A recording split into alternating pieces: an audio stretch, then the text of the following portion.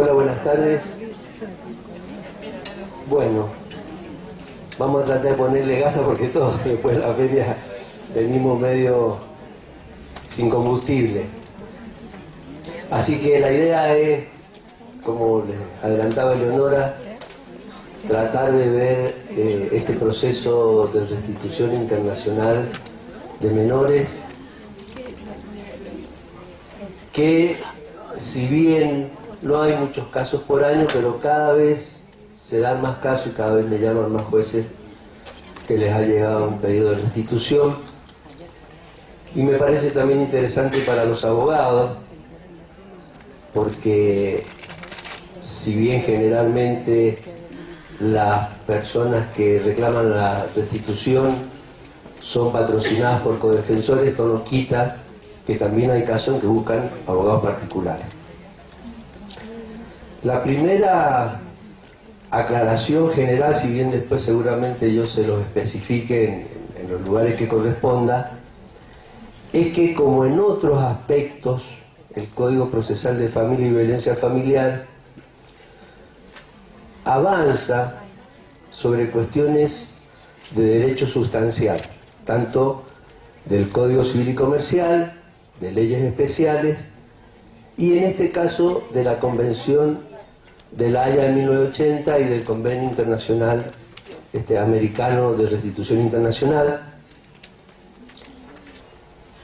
Y acá es la primera observación. No obstante que el Código Procesal, en este proceso, como en cualquier otro proceso, en lo que avanza sobre normas sustanciales, que normalmente lo trata de hacer desde un lugar de conjugar y de correspondencia con lo que se regula a nivel en normas de fondo. No obstante ello, ya vamos a ver acá algunos casos, cuando lo haga de alguna forma en que nos parezca que contradice la norma de fondo, siempre se impone la norma de fondo, porque tenemos claro que la ley procesal no puede, al regular proceso, avanzar, modificar más allá de lo razonable respecto de las normas de fondo. Entonces, esto les tiene que servir para todo el código, porque en casi todos los institutos, sobre todo en los que están regulados en el Código Civil y Comercial, ustedes van a ver que dispone cosas y le pone al juez como que le impone, y deberá hacer tal cosa y tal situación, que en realidad es algo que está contemplado, y a veces el juez tiene cierto margen de poder interpretar, cierta discrecionalidad, si se dan o no los requisitos de fondo.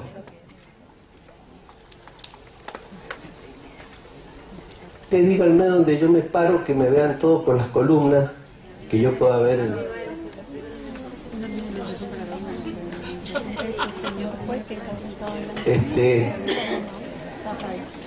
bueno, el procedimiento se ubica entre los artículos 208 a 227 y, como yo les decía, se basa en el Convenio de La Haya sobre aspectos civiles de la sustracción internacional de menores de 1980 y en la Convención Interamericana sobre restitución internacional de menores, y también hay dos artículos, el principal, el 2642 del Código Civil, que también se refieren y dan algunas pautas de cómo manejar el proceso de restitución.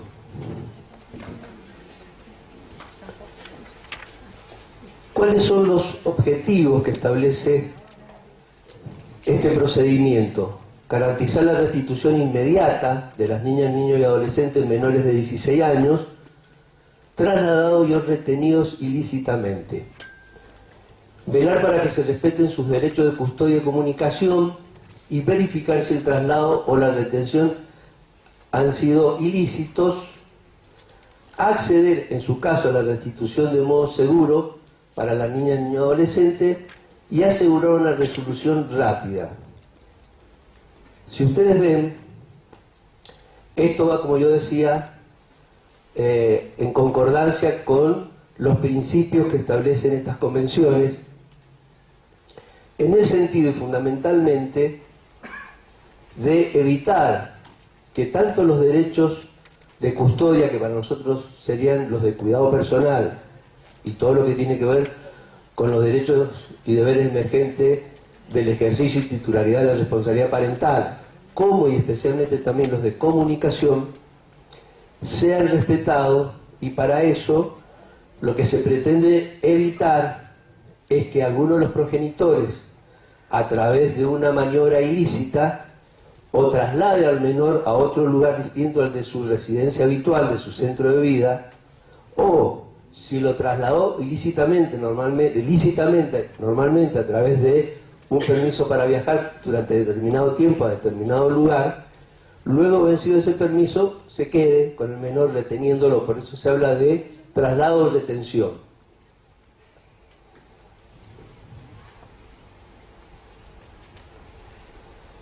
Acceder a la restitución de modo seguro.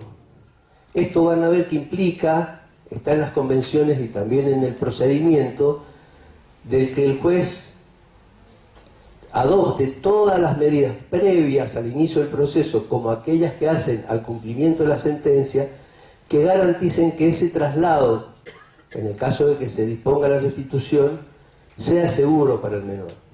Porque no es fácil, imagínense que hay que disponer y hay que hacer toda una serie de previsiones respecto a cómo se traslada el menor, con quién se traslada el menor, a dónde va a ir el menor, si es a la casa del progenitor que lo reclama o a otro lugar, si viaja con el progenitor que lo había trasladado o retenido ilícitamente, o con otra persona que puede ser un referente afectivo, familiar, o alguien de las instituciones, Poder Judicial o Poder Administrativo, Autoridad Central. Es decir, que el juez tiene que adoptar, porque es un tema delicado, todas las medidas que garanticen que ese regreso sea seguro para el niño, y sobre todo, por ejemplo, en casos donde quien se opone a la restitución, generalmente una de las defensas que ejerce es que de devolver el niño o la niña adolescente estarían en grave riesgo porque el progenitor que se quedó en el lugar de residencia tiene una prohibición de acercamiento, o es violento, o tiene denuncias penales. Bueno, que el juez, con las autoridades judiciales del país de la residencia habitual, adopte medidas que garanticen, por ejemplo, que cuando el niño regrese al país del que se reclama, del que fue trasladado, tengan medidas de seguridad para que este progenitor, llegado el caso, no se pueda acercar hasta que se discutan las cuestiones de fondo. De todo modo, todo esto lo desarrolla después el procedimiento. Cuando hay un traslado o una restitución, como les dije recién, cuando se haya producido con infracción de un derecho de custodia atribuido, separado conjuntamente con arreglo al derecho vigente, en el estado en que el menor tenía su residencia habitual inmediatamente antes de su traslado o retención. Por eso es importante que, para que, vamos a ponerlo en el caso que más nos interesa a nosotros, que es cuando a nosotros el menor ha sido trasladado o retenido ilícitamente en Mendoza, y cuando el progenitor requirente es de otro país. Entonces nos viene el pedido vía judicial o autoridad central, el pedido de restitución. Nosotros como jueces vamos a tener que ver, en este sentido, qué dice la ley extranjera respecto al ejercicio del derecho de custodia, para saber si se ha infringido o no. O en su caso, como vamos a ver, si es que surge de una resolución judicial que atribuyó a alguno de los progenitores o en forma conjunta la custodia, el cuidado personal, o si surge de algún convenio que en el país del centro de vida del niño firmaron los progenitores y va en la extensión de ese convenio, que es lo que podía hacer el progenitor que quedaba bajo el cuidado del niño. Todo esto es lo que primero hay que mirar para poder determinar si el traslado o la retención son ilícitos, porque este es el supuesto en que se activan las convenciones y se aplica este procedimiento.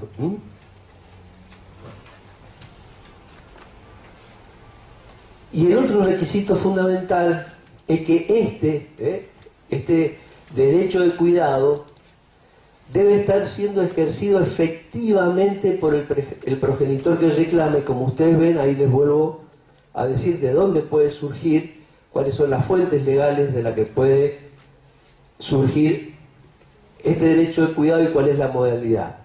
Y esto es un concepto muy importante. El derecho de custodia, el que para nosotros sería el cuidado personal, el progenitor que requiere, que reclama la restitución, lo debe estar ejerciendo de forma efectiva, es decir, no basta con ser titular. ¿Qué significa también esto para el convenio? Porque acá hay muchos términos que hay que interpretarlos conforme a la idea y a lo que se consensuó en la letra del convenio. Piensen que conjugan distintas culturas, distintas realidades y sistemas jurídicos, entonces es siempre muy importante en una convención internacional saber qué significa la terminología y se tiene mucho cuidado con los términos que se utilizan.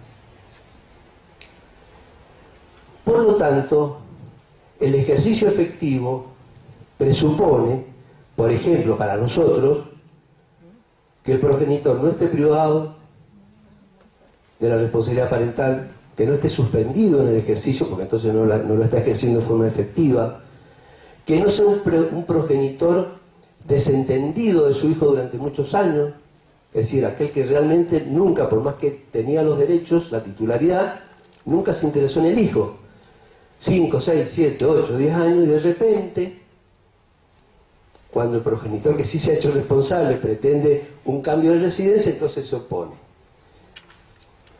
O les pongo un caso más de libro, pero que puede ocurrir, que es el caso del progenitor que no reconoció durante muchos años al hijo, que en muchos casos sabemos que inclusive la mamá acepta esta situación porque por ahí hasta le conviene para que no la entorpezca en el ejercicio y está más o menos aportando.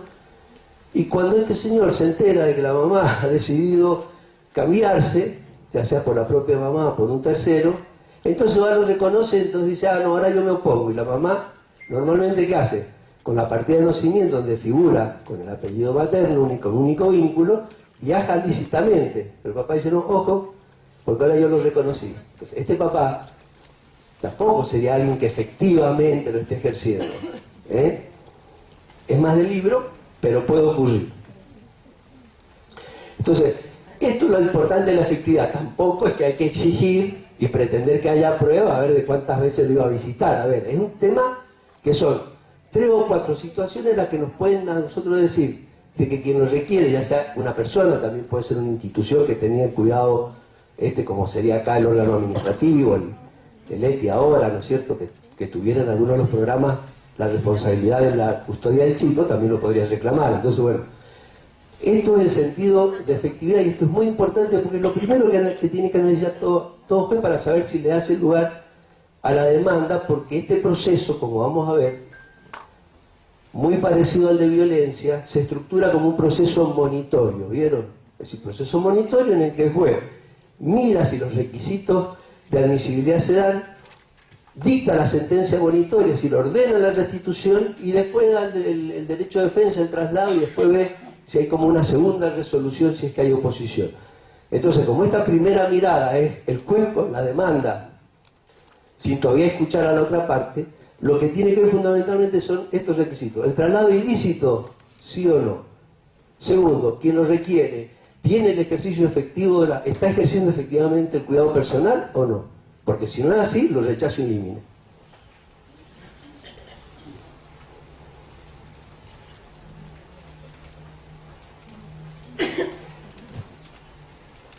Y esta es la extensión,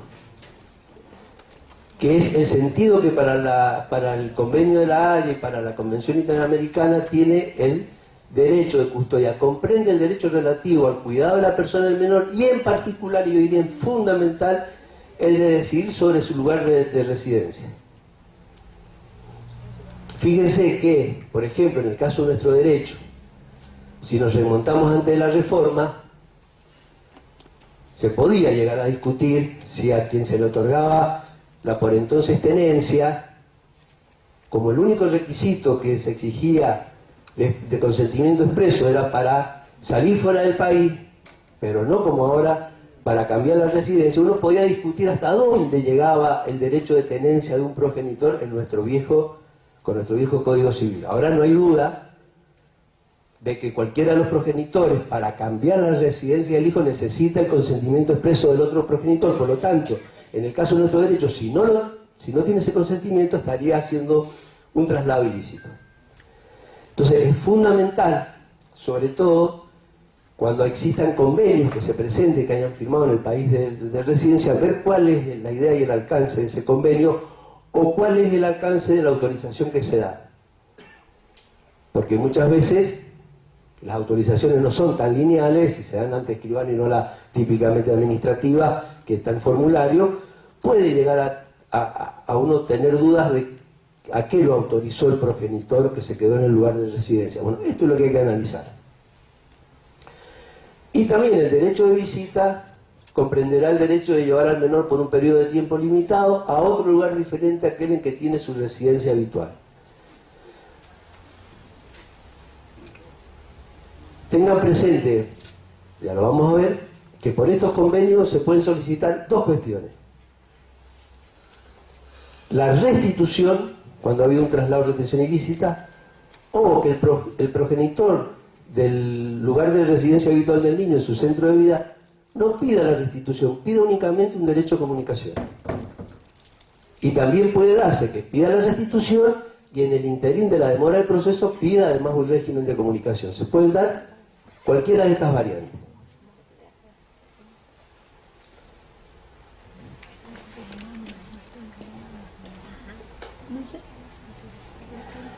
Por las dudas, en el tema de comunicaciones, que también sirve para esto, también se firmó un convenio de La Haya de 1996, ténganlo en cuenta porque al ser más actualizado tiene reglas más claras de lo que antes podía traer dudas y les puede servir para una interpretación del viejo convenio, porque ahí se establecen también muchas normas que, si bien están más focalizadas la comunicación, sirven también para la restitución. ¿Quiénes son los legitimados? El activo es la persona, institución o organismo que sea titular del derecho de custodia y lo haya estado ejerciendo, como decimos, en forma efectiva. Y el pasivo es la persona que ha sustraído o retenido en forma ilícita a la niña o adolescente. Estas son las partes en el proceso. Y otro tema fundamental, todo esto que está acá lo dice el Código Procesal. Yo he tratado de no ser tan estructurado para que no se aburran menos, de estar inciso. Se excluye del proceso toda discusión sobre el derecho de fondo. Y esto me parece que es fundamental. ¿Por qué? Porque cuando no existía proceso, una de las primeras dudas lógicas que teníamos todos los jueces que nos llegaba un pedido de restitución y estábamos por lógica en ascua con este tema, recién entonces lo íbamos a ver qué decía el convenio de La Haya, es dejarnos entrampar con la discusión de fondo sobre cuál de los padres debe o no tener el cuidado personal, si tiene o no derecho de cambiar la residencia. Porque lo que se quiere con estos convenios, y esto hay que tenerlo muy claro, lo que se quiere con estos convenios es que, solucionado este problema de restituir al niño a su centro de vida cuando ha sido trasladado ilícitamente o retenido ilícitamente, en ese que es su centro de vida, donde tiene la competencia de los jueces naturales, se discutan las cuestiones de fondo. Es decir, lo que se quiere evitar es esta fuga del progenitor que, por temor, porque se siente extranjero en ese país, en vez de discutir y pedir una autorización judicial que le autorice a cambiar la residencia, lo hace por vías de hecho. Entonces, ninguna cuestión de fondo tiene que resolver y por lo tanto no hay que ni aceptar pruebas, ni contestar cuestiones, ni permitir que nos lleven, directo o indirectamente, a complicar el proceso. Lo tenemos que rechazar los jueces y límite. Cualquier cuestión que quiera la discusión de que no, que el padre que es malo, que acá, que allá, que yo, que el niño que es chiquito, que por la edad, que...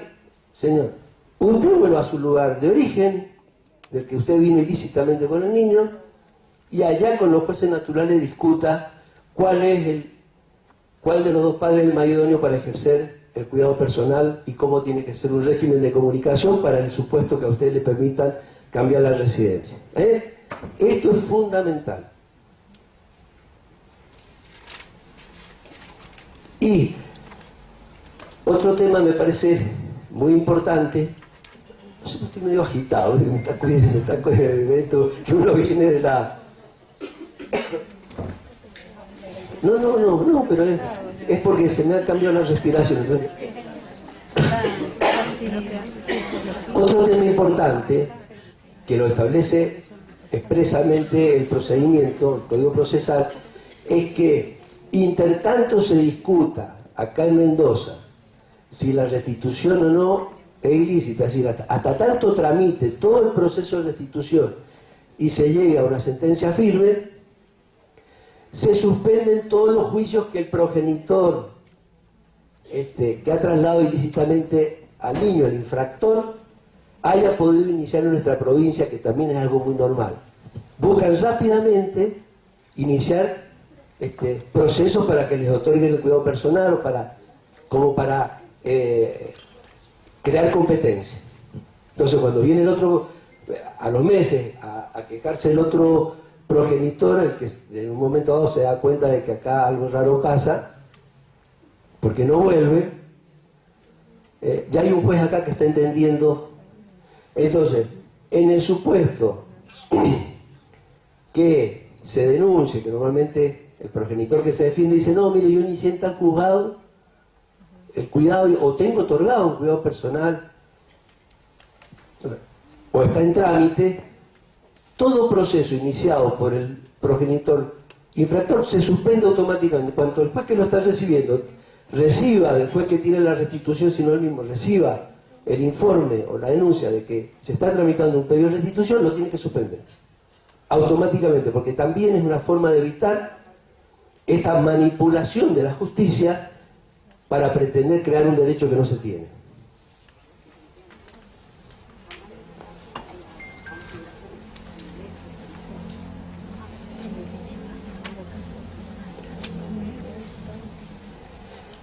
El Código prevé una serie de medidas previas que se pueden solicitar, que si bien las tienen como previa, se puede solicitar en forma autónoma, realmente previo a interponer la demanda de restitución, pero también se pueden solicitar conjuntamente con la demanda de restitución para que se realice previo a dictar la sentencia o ordenar un traslado. Que son las que tienen que ver con la localización del niño, porque muchas veces el progenitor que se ha quedado en el país del centro de vida del niño, en residencia habitual, cree, porque supone que le dio la autorización porque iban a venir de vacaciones o a ver a un familiar muy enfermo, normalmente alguno de los abuelos, o para algún trámite, y cree que está en Mendoza. Pero no está seguro si está en Mendoza, porque capaz que tiene otro familiar en otra provincia. O sabiendo que está en Mendoza, no sabe bien dónde está, en cuál de los posibles domicilios de los familiares pueda estar. Entonces, bueno, es factible de que primero se pida, que normalmente esto se hace hasta a través de las autoridades centrales, se pidan las medidas pero también está previsto en el Código como parte del procedimiento, se pidan las medidas tendientes a localizar al niño y, si es localizado, las medidas precautorias tendientes y de protección tendientes a evitar de que a partir de ahí el progenitor sustractor pueda cambiar de domicilio, pueda salir de la provincia de Mendoza, pueda salir de la República Argentina, es decir, todas aquellas que garanticen de que el niño se va a encontrar en el lugar donde se va a tramitar el proceso.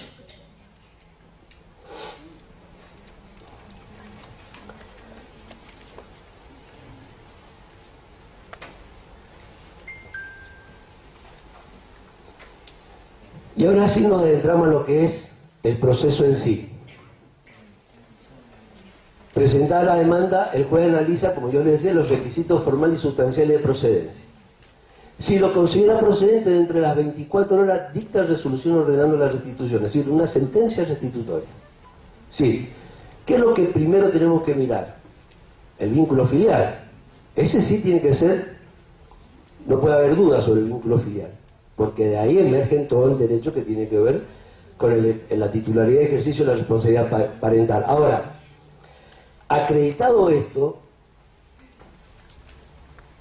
en relación a los otros recaudos, quizá haya que tener una cierta flexibilidad en el análisis si el traslado es ilícito y si quien lo está reclamando tiene el ejercicio efectivo, porque no puedo exigirle lo que sería una prueba diabólica o en el arranque que todo esté claro, porque de última para eso después se va a dar un traslado y la posibilidad de que haya oposición y de que se ofrezca prueba.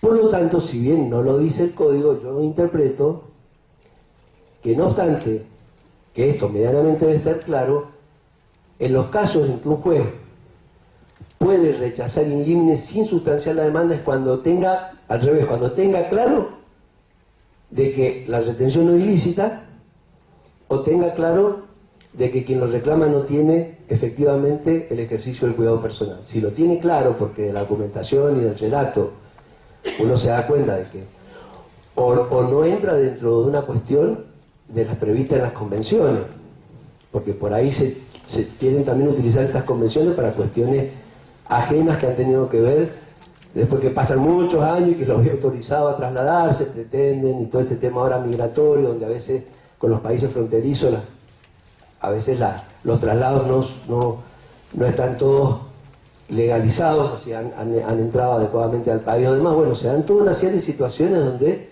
de repente un progenitor que a los 7, 8 años se acordó de que no le gusta o tuvo algún conflicto, quiere usar cuando ya normalmente la convención prevé que el reclamo tiene que ser dentro de los 12 meses.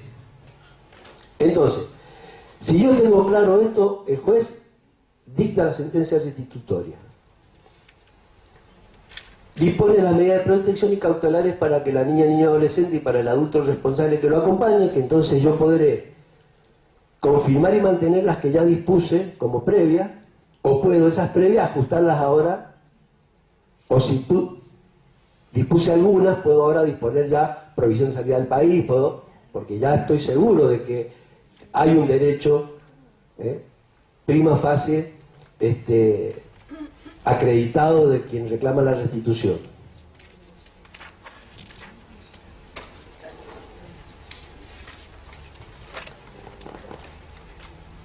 Y entonces ahora sí, dictada la sentencia en el mismo auto, cita al legitimado pasivo para que oponga a la defensa dentro del plazo de 5 días. Si no me diera oposición, si dentro de estos 5 días el progenitor que tiene al niño acá en Mendoza no se presenta y no se opone, entonces la orden queda firme y se libra el mandamiento para hacerla efectiva, es decir, se ejecuta la restitución. Entonces fíjense, ordeno la restitución, tomo las medidas precautorias, cautelares y de protección, porque sé que en una de esas el proceso se puede alongar un poco más si el otro progenitor, que es lo que normalmente sucede, se hace parte y se opone, pero no la ejecuto hasta que no se vence o el plazo para la oposición, o como vamos a ver ahora, hasta que no se sustancia todo el procedimiento de la oposición y se dicta una nueva sentencia ya que luego quede firme.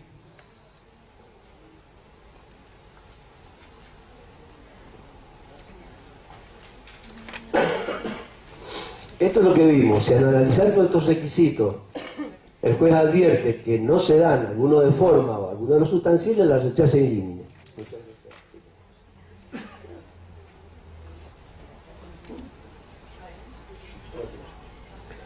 Pasa que hace como 2 semanas que vimos en esta tos de perro que...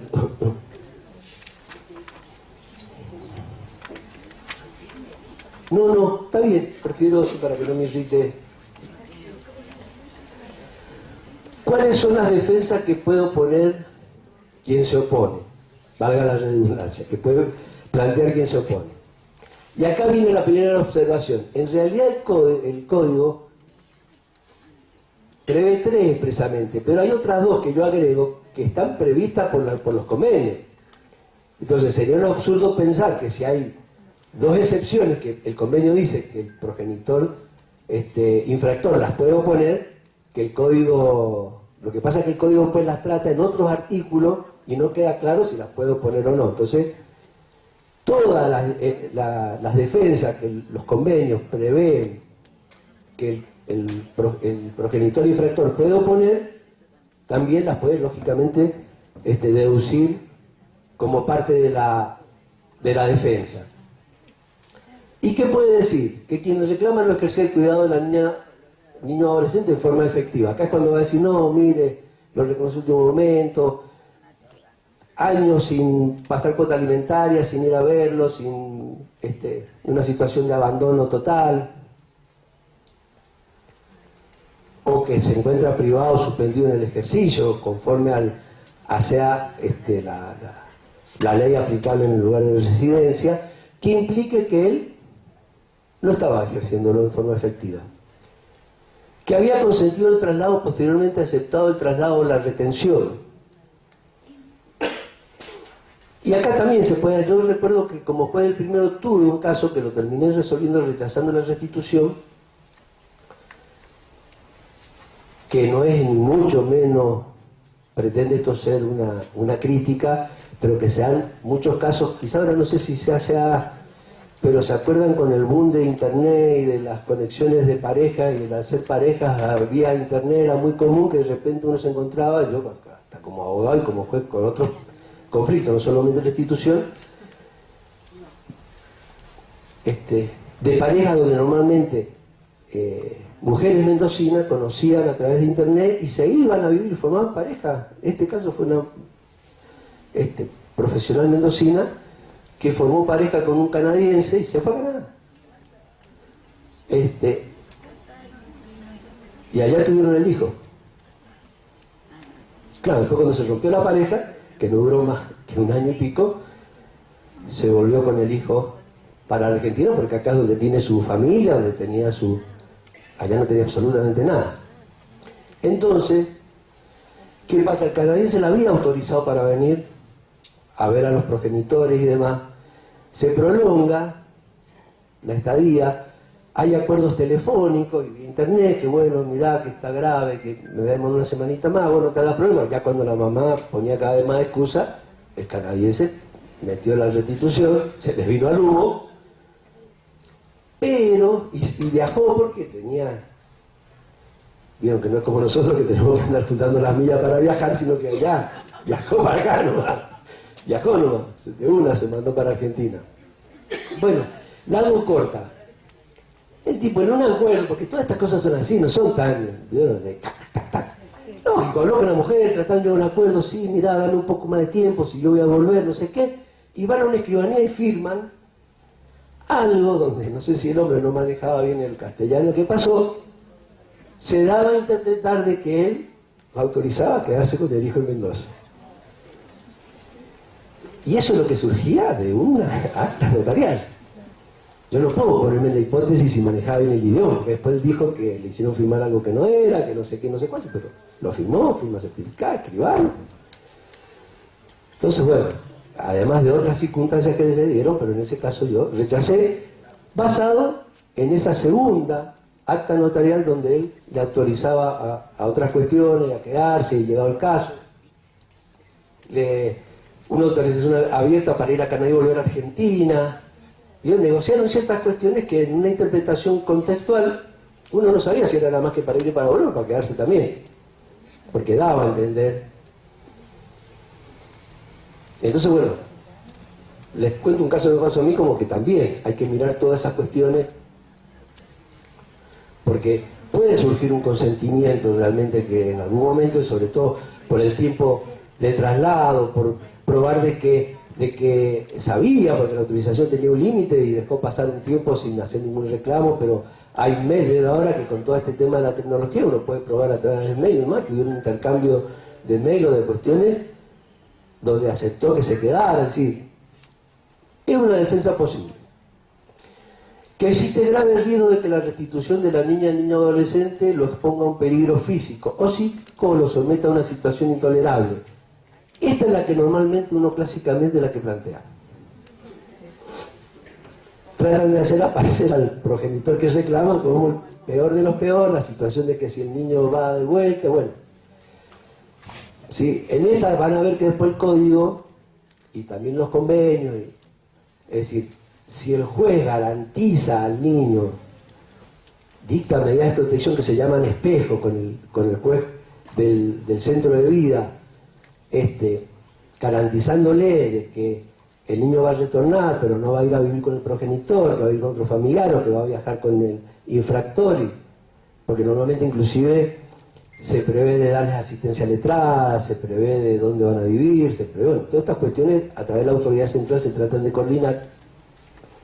Entonces, bueno, no puede servir de un justificativo. Entonces, eso hay que tener mucho cuidado, porque también es dejar entrar en el tema de fondo, porque cuando dicen que un grave peligro, normalmente lo que invocan es el problema de la disfunción que posiblemente haya habido en la pareja, por la cual se separaron, algún tema de violencia en la pareja. Entonces hay que tener muy en claro si la violencia, si hubo cuestiones de violencia, se circunscribieron únicamente a la pareja, o se afectaron directamente al niño, o si realmente esta persona sufre una patología, ¿no es cierto?, una cuestión grave, ¿sí?, que pueda poner en riesgo al niño si es que el niño se va a vivir con él porque no hay otra posibilidad. Pero si no, se tiene que rechazar porque, digamos, la cooperación internacional le permite al juez de Mendoza coordinar a través de la juez de la red de Argentina, la autora Tagle de Ferreira, coordinar con los jueces y las autoridades centrales, coordinar todas las medidas de seguridad. ¿Qué sí podría ocurrir? Que creo que hubo algún caso, vos Leonora, que sos más internacionalista, que sabes más de cuestiones. Hay un caso que creo que cuando por las características de la cultura a la que van a ir normalmente las cuestiones donde hay cultura de fanatismo religioso, los países musulmanes, donde la mujer no tiene ningún derecho, donde por lo tanto no tiene ningún derecho respecto al hijo. ¿Se acuerdan de un caso muy conocido de una argentina que peleó no sé cuántos años para lograr la restitución del niño? Bueno, entonces podría ser, o que va a un país, imagínense ahora Siria, un país que está con bombardeos permanentes, esa podría ser una situación de riesgo. Tiene que volver a Siria, se están bombardeando todos los días. ¿Sí? Entonces, bueno, esto, no quiero decir otra cosa para no meterlo en tema político, pero por acá cerca tenemos otro país que sería complicadito por los líos que hay. En América.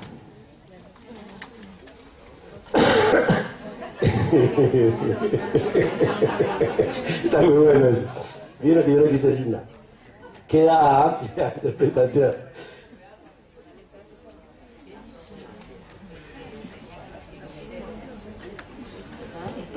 Para poner una anécdota también que había un caso en el que a quien se le tenía que restituir era un religioso muy ortodoxo de su religión. Entonces también en esos casos lo tuvo en cuenta. Por ejemplo, el Tribunal Europeo de Derechos Humanos, digamos, no era solamente la situación o el país o el lugar, sino con quién, ¿no? O sea, que le implicaba someterlo a prácticas religiosas que para esta le llevaba a mutilación genital femenina o que se cosas así. Sí, yo, más allá de la broma, me voy a permitir, porque creo que para nosotros hoy puede ser, y me permito en términos hipotéticos, porque acá es muy importante no mezclar las cosas, pero nosotros ahora tenemos una migración venezolana muy importante. Y no sería extraña que en estos casos que hablamos de estas migraciones, de repente aparezca que un papá o una mamá se vienen con el niño, o que vieron que muchas cosas uno queda del otro lado, el otro viene para acá. Entonces, es muy posible que la mamá que está acá invoque el grave riesgo por las situaciones que se están viviendo y las cuestiones que se están denunciando. De ahí en más no entramos porque todo esto es a través de informaciones periodísticas donde hay que tomar ciertos recaudos, pero digo, la realidad es que está muy convulsionado el tema, hay permanentemente manifestaciones callejeras, se habla de represión y demás. Bueno, habría que ver si logra la mamá probar realmente, efectivamente, que podría representar un riesgo, según, porque también imagino que no debe ser, quizá una cosa es Caracas, otra cosa es otro lugar de Venezuela, etc. Pero bueno, lo pongo como un ejemplo simplemente para que tampoco hablemos en el aire. Algo que podría ser y que podría dar a pensar, por supuesto que prueba mediante.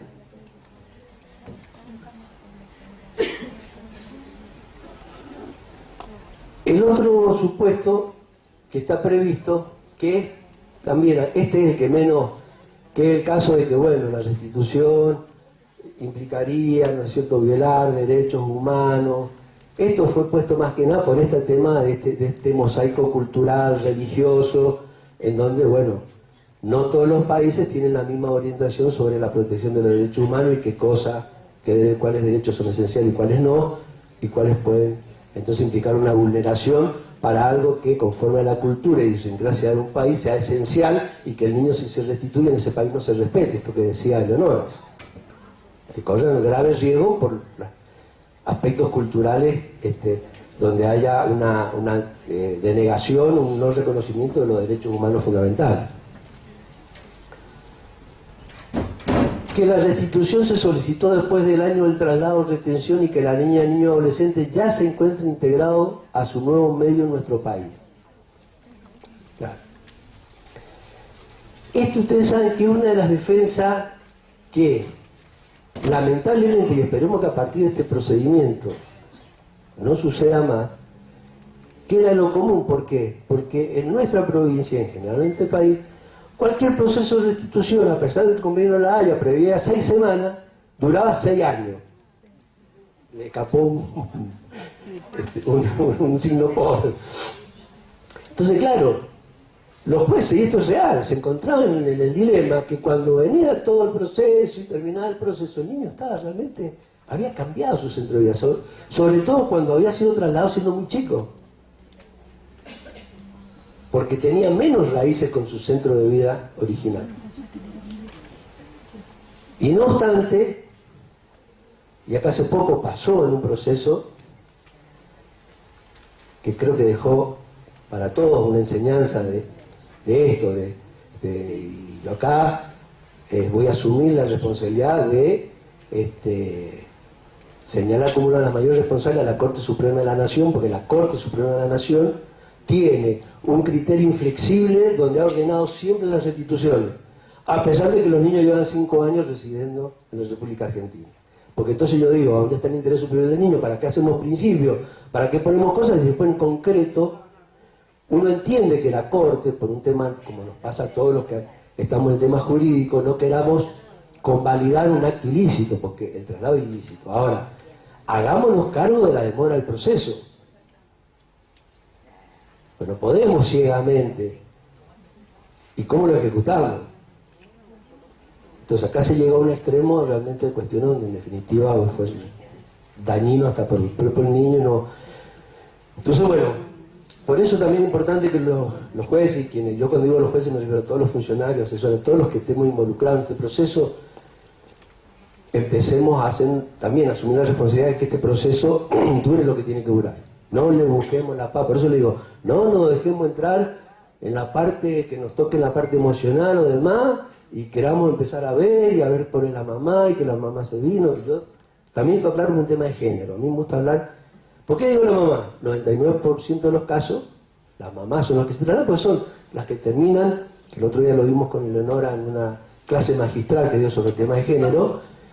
Parte de la discriminación que hay todavía y perdura con la mujer es que la que se termina quedando bajo el cuidado de los niños. Y los papás se borran. Entonces, esta es la realidad. Entonces, bueno, este es un tema que hay que tener mucho cuidado y yo creo que esta es una defensa que, si la culpa es nuestra, lo digo nuestra, Poder Judicial, por la demora, ojo que a veces la demora la tiene el restitutor que esperó 11 meses, ¿viste? Y 5 días como la canción de Sabina, y 500 noches, y recién se acordó de pedir la restitución cuando el niño ya lleva. Por eso todas estas cosas hay que valorar, ¿sí? Porque alguien esperó lo que esperó. Está bien, puede decirme que esto que decimos, que es muy normal, que estuvo hablando con la mamá, que le permitió un poquito más, que charlaron, mire el chat, se prometió. Bueno, esto es lo que hay que ver como jueces, pero en esto tenemos que ser objetivos, profesionales, no emocionales, ¿sí? Entonces, hacer un proceso rápido, que por lo menos de nuestra parte, rápidamente, si se opuso, si no se opuso, lo resolvimos, la prueba estrictamente que sea necesario para probar únicamente los hechos constitutivos que tienen que ver con con el objeto del proceso. Si el traslado fue ilícito, la retención fue ilícita. Es lo único que tenemos que mirar. Todo lo demás lo tiene que ver el juez de él, residencia habitual o centro de vida del niño, ¿sí? Entonces no nos metamos con ese tema y no empezamos a emitir pruebas que la psicológica para ver cómo es la mamá, porque nadie está discutiendo cómo es la mamá, ni nadie está discutiendo en principio cómo es el papá. Lo único que estamos viendo en este proceso es, ¿fue el traslado ilícito? Sí, de vuelta al país de origen. ¿Fue el traslado ilícito por la retención ilícita? De vuelta al país de origen. Así de sencillo. Y la otra, estas dos últimas, ustedes van a ver que en el artículo correspondiente del código no están estas que yo les dije, que son muy importantes, porque las tratan después. Pero las tratan con un sentido, por eso yo he querido ponerlas acá, porque después dice esto que yo digo, que si se pone la defensa de que pasó más de un año, pero si el juez toma las medidas, se entiende que el niño todavía no, restringiéndole al juez la cuestión arbitraria y diciéndole cómo tiene que interpretar la norma. No, el juez es el que interpreta la norma de fondo y va a tener que analizar por la demora, por las distintas circunstancias, si pasados los 12 meses el niño ya cambió su centro de vida. Guarda, porque no es que automáticamente los 12 meses ya ustedes tienen que decir hago lugar a la... No, tienen que acreditar que además por la edad, por las circunstancias, no es lo mismo un niño que se traslada siendo adolescente, donde seguramente tenga muchas más raíces en su centro de vida, muchas más relaciones sociales, y sea más difícil que se produzca el desarraigo, a un niño chico que prácticamente no conoció al padre y que su memoria, su conciencia la tiene del lugar en Mendoza donde vino a vivir con la familia materna. O donde entonces empieza a ir al jardín, empieza a ir a la escuela, todo esto que es lo que nos permite hablar de un centro de vida como un centro socioafectivo del niño relacionándose con el exterior fuera de sus lazos familiares. Y el otro tema es que también tengo que reconocer que se ha aplicado poco.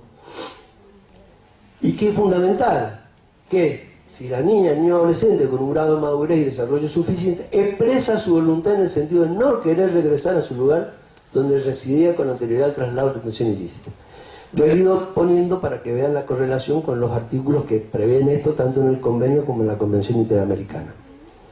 Es decir, que cuando en el proceso, diría yo, estamos con un adolescente, 13 años, vamos a tener que escucharlo, que el procedimiento lo establece, inclusive la Cámara, y tener en cuenta su opinión. Porque acá también ha habido un ninguneo de los superiores tribunales, en esto de que para algunas cosas la autonomía del niño es sagrada y para otras cosas parece que no existe. Pongámonos de acuerdo.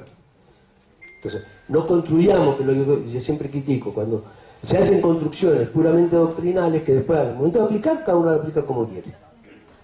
Entonces hacemos congresos, hacemos un montón de cosas, hablamos de un montón de cosas, y cuando tenemos que aplicarlo en la práctica, miramos para el costado. El que dijo una cosa desde lo conceptual, al momento de aplicarlo se olvida lo que dijo. Entonces, si vamos a respetar la autonomía de los niños adolescentes, si vamos a respetar y vamos a tener en cuenta su interés superior, y el chico nos demuestra al niño, niña adolescente, de que nos está expresando una voluntad espontánea, que no es manipulada, que no es impostada por el progenitor. E inclusive van a haber casos que creo que nos pasa a todos los que hemos actuado en justicia, ¿no? Que nos vamos a encontrar, si un niño desde meses a 2 o 3 años ya vino con la mamá, el único vínculo que tiene con la mamá, el niño no sabe si la mamá le está impostando pero normalmente en este tema va a ser más natural poder determinar si el niño realmente ya tiene su amiguito acá, su centro de vida acá, va al colegio acá. Entonces, bueno, en ese caso tenemos que respetar la voluntad de ese adolescente, ¿no? Digo yo adolescente, esto no quita que puede ser en principio, porque con otras legislaciones cuando no hay duda de que ya tiene, pero acuérdense que siempre las presunciones son presunciones que nosotros podemos estar frente a niños ni adolescentes de 13 años que por alguna circunstancia biológica, psíquica, que sería biológico además, no tienen un pleno discernimiento, y podemos encontrarnos con niños de 10, 11, 12 años que tengan claro y que puedan expresarse, y que nosotros podamos decir de que es una expresión de voluntad, que tiene claro, que tiene un juicio crítico. Para esto nos van a ayudar seguramente los profesionales del CAL. Pero podemos llegar a esa conclusión, no es que tenga que ser un tema etario. Acuérdense que el tema etario ahora es un elemento más a tener en cuenta, no es absoluto. Y esto que yo les decía, que lo dice el código, si toda otra defensa que no sean estas que vimos, hay que rechazarlas de plano. Y consecuentemente no puedo caer en la trampa de admitir prueba que no tenga que ver, la tengo que rechazar. Toda prueba que está dirigida a querer acreditar hechos que son sobre cuestiones de fondo o ajenas al objeto de la litis, la tengo que rechazar.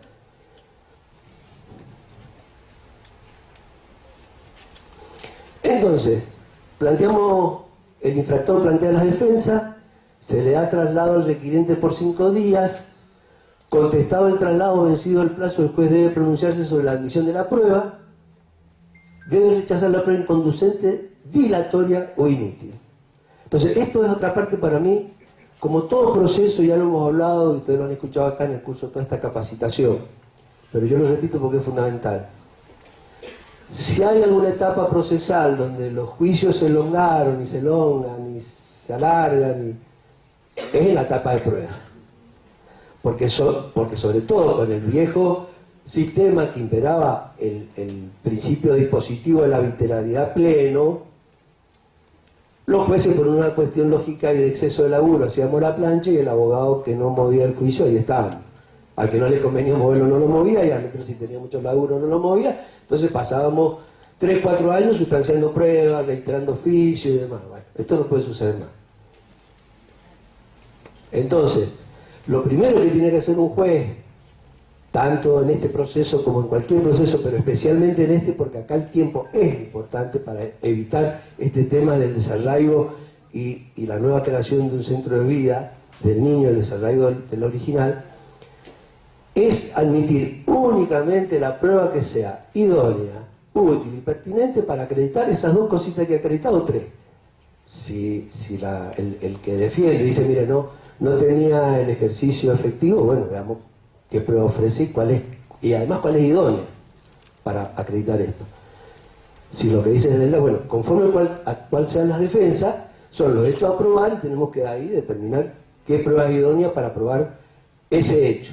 Entonces no es tampoco ni al voleo, ni que porque el principio de favor probatorio yo le voy a aceptar todo, porque acá es donde caemos, por un tema de facilismo, caemos donde después un proceso que debería demorar X tiempo, demora el doble.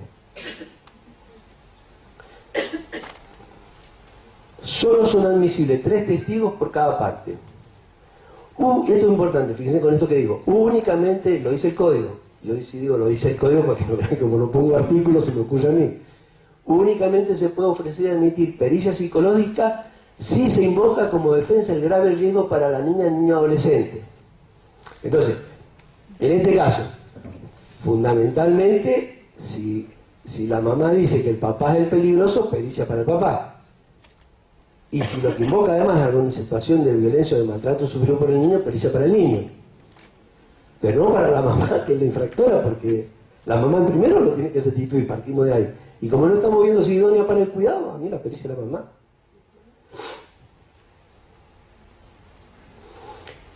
Y únicamente se invoca esa defensa, es decir, que si invoca otra defensa, no va la pericia.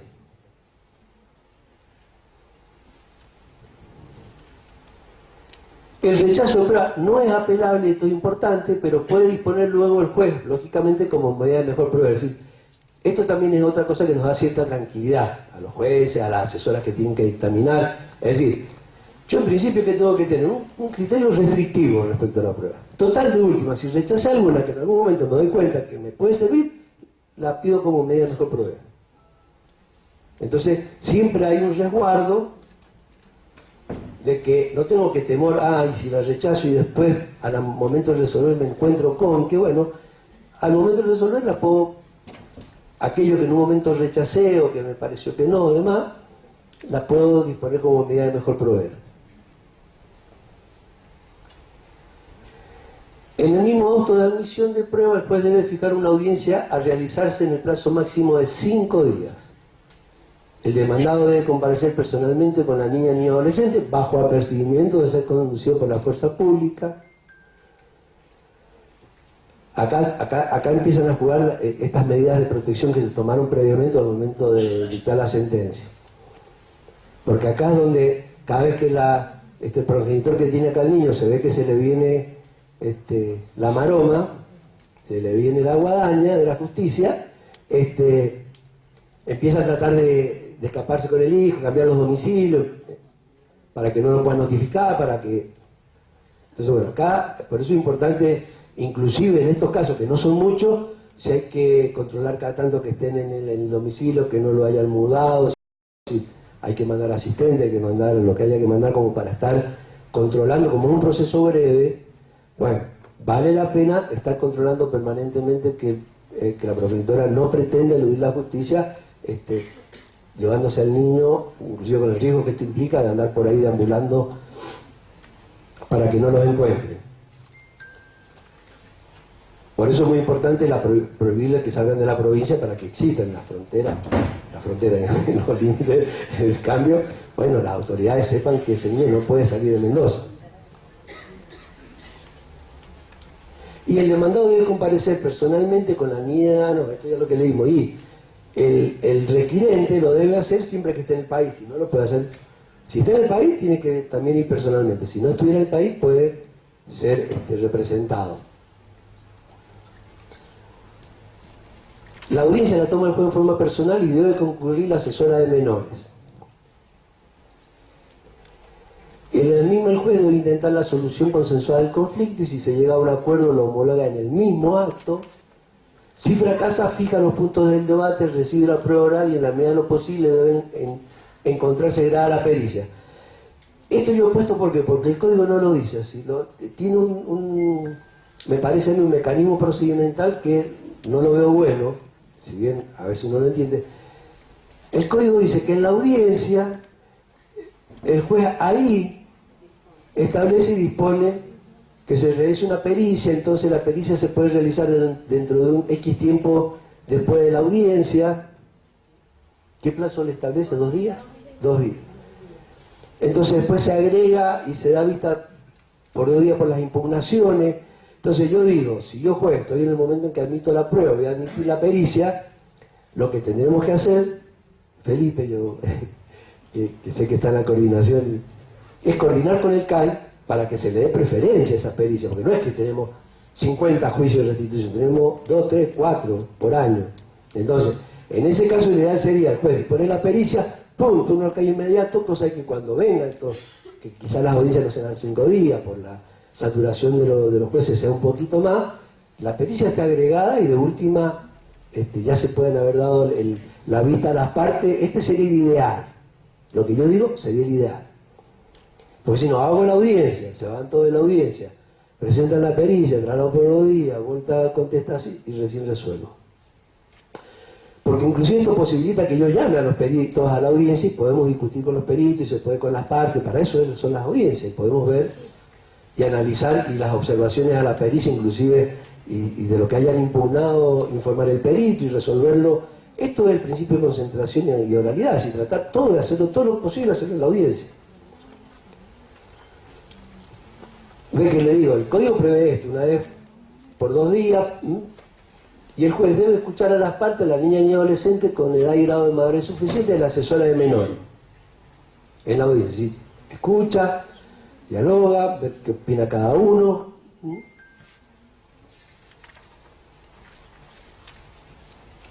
Y dentro de los 5 días de celebrada la audiencia o de vencido el plazo para formular las observaciones a los informes periciales, el juez dictará resolución sobre las oposiciones planteadas. Por lo tanto, si hace lugar alguna de la defensa, rechaza la restitución y queda sin efecto la primera resolución. Y si rechaza las defensas, dicta la sentencia y ordena ya sí que se ejecute la restitución que ya la había ordenado en realidad, que ya estaba dispuesta en el inicio. Y como veníamos charlando, una vez más el código hace hincapié en que se dispondrá las medidas complementarias tendientes a garantizar el regreso seguro de la niña y adolescente, priorizando las que faciliten el cumplimiento voluntario de la decisión. Es decir, siempre el ideal es conversar con el progenitor, generalmente la mamá infractora que está acá, y decirle, mire señora, es mejor, es para evitar cuestiones del ejercicio de la fuerza pública, la coerción del Estado, a ver qué le parece, usted quiere viajar, vamos a tratar a través de la autoridad central, a ver si para darle algún viático, alguna cuestión, necesita asesoramiento. Todas estas son las cosas que charla para garantizarle a la mamá medianamente que puede ir con su hijo al centro de vida y que puede entonces estar ahí hasta que discutan con el juez del centro de vida las cuestiones atinentes al cuidado personal y si la autoriza o no a cambiar la residencia del hijo en forma legal y no ilícita como lo había hecho.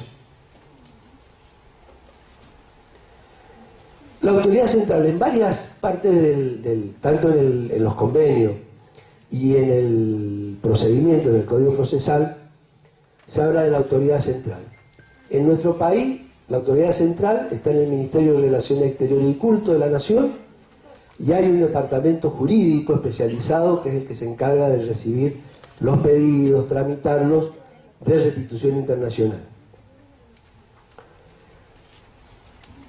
Es muy importante porque los pedidos de restitución pueden, en principio y primeramente, encauzarse vía autoridades centrales. Entonces el papá va en realidad a la autoridad central, el papá requirente, la autoridad central se comunica con la autoridad central, supongamos, con las autoridades de Mendoza, de Argentina, de la Embajada Argentina y de la Embajada con Mendoza, solicitando el paradero del hijo, ver si está, y viendo si se puede lograr consensuadamente que la mamá acepte, si se determina que el traslado ha sido ilícito a la retención, que vuelva al país de origen en forma voluntaria. Entonces, no se hace ningún procedimiento judicial.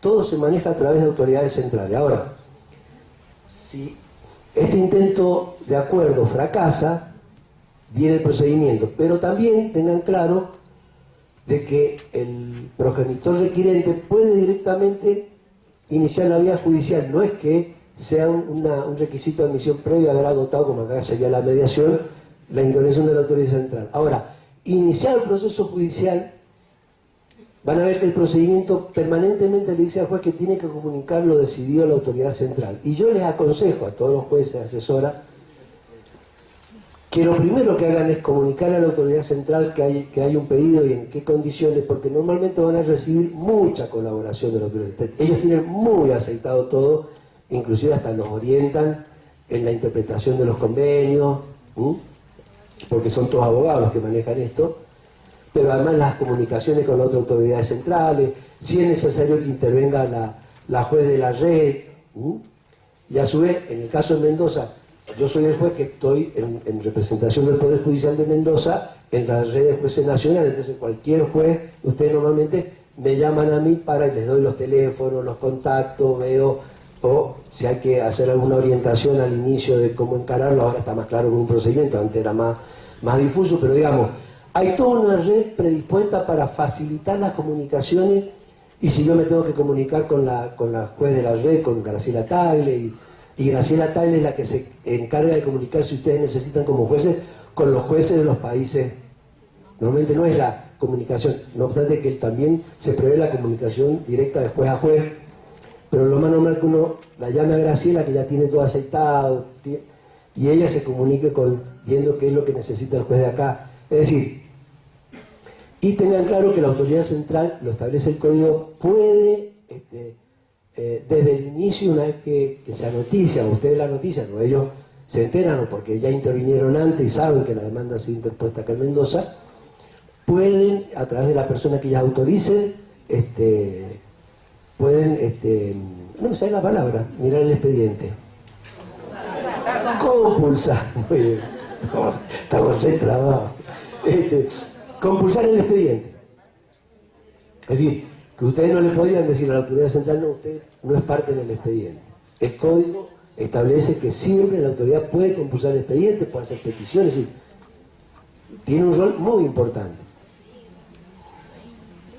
Y yo reitero, aconsejo, porque es gente con muy buena predisposición, muchos años de estar aplicando los convenios, de estar relacionados con casi todos los países que lo han signatarios, así que sería de buen criterio darle inmediatamente y poder charlar. Además no son que van a imponer algo, sino que normalmente charlan, orientan, ven en qué pueden facilitar el proceso. Por ejemplo, a mí como juez de la red permanentemente me preguntan para que yo averigüe en el juzgado cómo va el proceso, cómo va tal cosa, en qué estado está, para que yo lo informe. Bueno, se encargan de todo esto. Y ahí entonces se habla de las comunicaciones judiciales directas, requerir información, que si yo la otra vuelta lo hablamos en el curso virtual, que si yo aconsejaría con las comunicaciones directas para evitar nulidades, o que cuando un juez de acá con la autoridad central, con algún magistrado, con algún funcionario, asesor de otro país, se comunique directamente telefónicamente, vía WhatsApp, lo haga contar en el expediente y sobre qué fue la comunicación y cuál fue la respuesta que se le dio. Porque acá sí es importante, si la claridad y la transparencia del proceso es el derecho de defensa, es básico.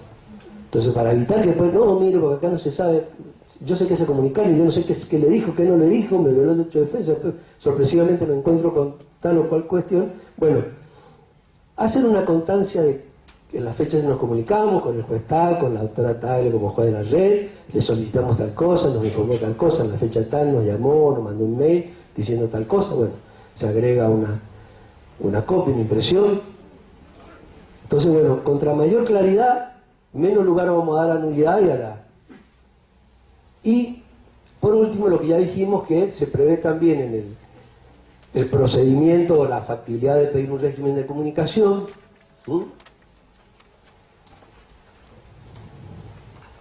¿Qué es lo que yo le decía? Confirmar que el régimen de comunicación se puede pedir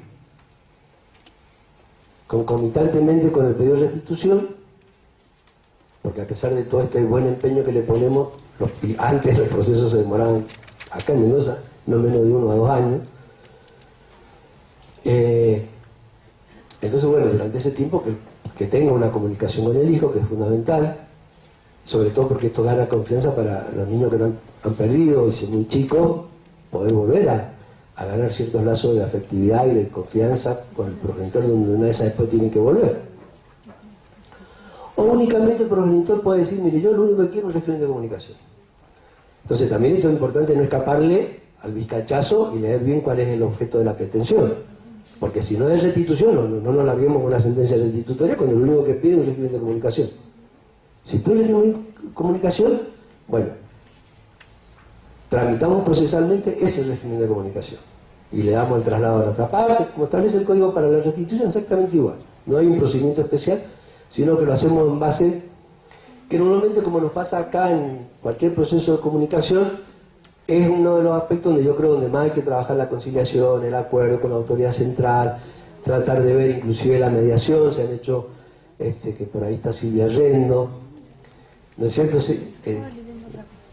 Que se han hecho muchos intentos y se han entablado comunicaciones también vía CABI.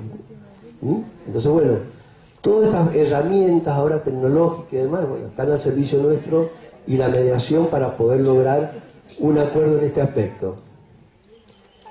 Y los recursos. ¿Es apelable la resolución? ¿Qué es apelable? En esto, cuidado, porque acá también reconozco que el procedimiento es medio confuso, porque en el artículo 14, en el 220, en el 214 prevé la apelación del rechazo in limine sin sustancial de la demanda. Cuando el juez entiende que algunos de los requisitos de forma o de fondo no están acreditados y se la rechaza directamente, in limine, establece el recurso. Después se prevé la apelación ya de la sentencia una vez que rechaza las oposiciones, o que hace lugar a la oposición. Y después vino el artículo descolgado, que estaba antes, donde dice, sin perjuicio de las normas anteriores son apelables, y ahí pone cositas. Entonces yo digo, En resumen, es apelable la resolución que rechaza el pedido de restitución sin sustancia, es decir, lo que nosotros denominamos in limine litere. Es decir, se consideró inadmisible o improponible. La resolución que establece medidas urgentes, cautelares o no cautelares, que acá vamos a ver que dice que es apelable, pero no dice cuál es el trámite, así que va a haber que aplicarle los trámites apelativos del 214 o del 220, según si se la rechazó al que lo pidió sin sustanciar, al padre que requirente y no hubo sustanciación, o si las dictó y cuando le da la oposición o se las notifica al otro proyector, las apela y ha habido oposición, dependerá si la apelación tramita con sustanciación o si con traslado o sin traslado. Y la que resuelve las oposiciones y las defensas. En ambos casos, sea el rechazo in limine o el rechazo después de plantear las oposiciones, ojo con esto para los abogados, se debe plantear en el plazo de 3 días de notificado en forma fundada. En forma fundada, es decir, que el abogado tiene que plantear el recurso con la expresión de agravio. Si no, se lo rechaza. Cuando hubo oposición, se corre traslado por 3 días. La Cámara, cuando se rechaza sin sustanciar, resuelve entre los 5 días sin más trámite. Es decir, este sería el de 214. Me plantearon el requerimiento a la demanda, yo entiendo que es inadmisible improponible, se la rechazo, hasta ahí no hay contraparte. La Cámara, ¿qué hace? Directamente resuelve, dice, sin más trámite. Lo cual después con los colegas de Cámara tendremos que ver qué significa esto sin más trámite, porque parecería que ni siquiera una vista a la asesora permite. Dice sin más trámite. Si que llega hay que poner el orden de los votos, teóricamente, como dice la letra, orden de voto y... porque hay que resolverlo entre los 5 días, guarda.